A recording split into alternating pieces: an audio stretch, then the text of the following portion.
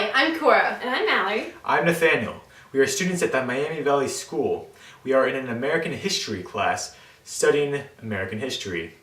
We are presently reading the textbook, The American Pageant, by David Kennedy and Elizabeth Cohen. So let's get started! The Articles of Confederation were a series of weak documents, serving as a loose confederation or a firm league of friendship. But mobocracy and uprisings caused leaders to seek a stronger federal government.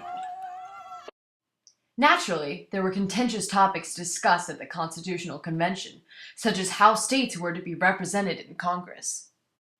While compromises had to be made, the delegates at the convention eventually agreed on their ideas and made public the Constitution. But these compromises catalyzed a heated debate between the Federalists and the Anti-Federalists, which foreshadowed the future development between political parties in America.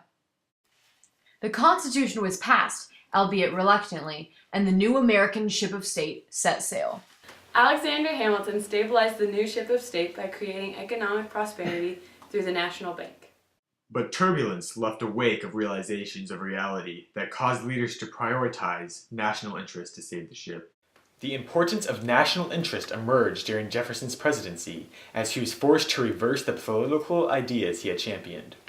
A storm raged, ripping holes through the sails of Jefferson's political principles. He had to come to terms with the necessity of asserting federal authority, as he did during the Tripolitan War and the Louisiana Purchase. The ship of state encountered even more rocky seas during the ill-fought War of 1812 against Britain. However, after the war, a burst of nationalism allowed the ship to sail onward. This new national oneness allowed the American ship of state to encounter new shores through nationalism in areas such as literature, finance, and manufacturing. Henry Clay's American system revealed economic nationalism. Additionally, judicial nationalism in the Marshall Court and foreign nationalism in the Monroe Doctrine allowed the ship of state to rescue its sail and continue onward. Despite the so-called era of good feelings, the period was actually quite troubled. Release it, Cora!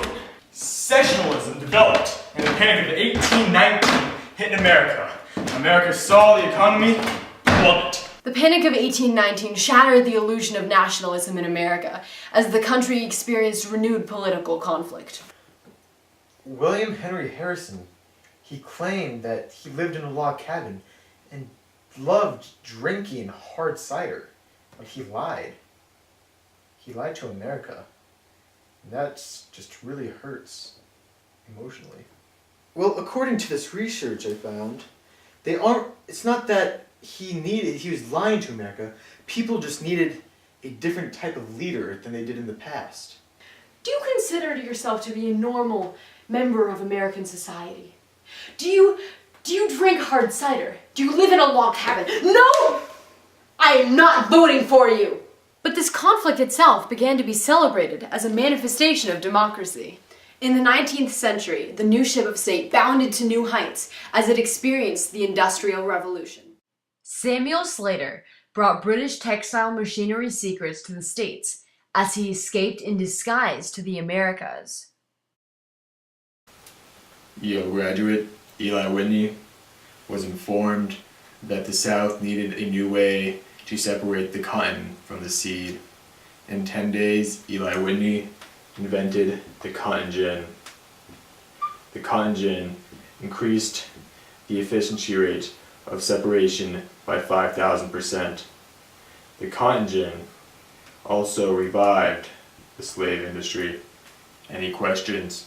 Teacher, I have a question.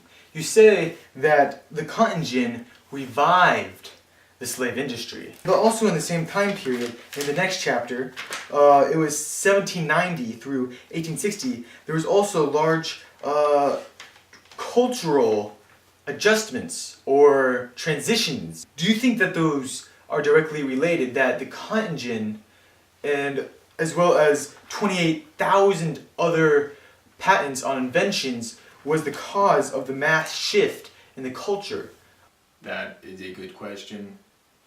Talk with your classmates, or it might be in your textbook.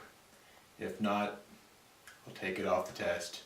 So we can see that the evolution of the American identity is accelerating, just like wind accelerates a sailboat. More and more inventions and ideas emerged, contributing to the change in the identity of the American people.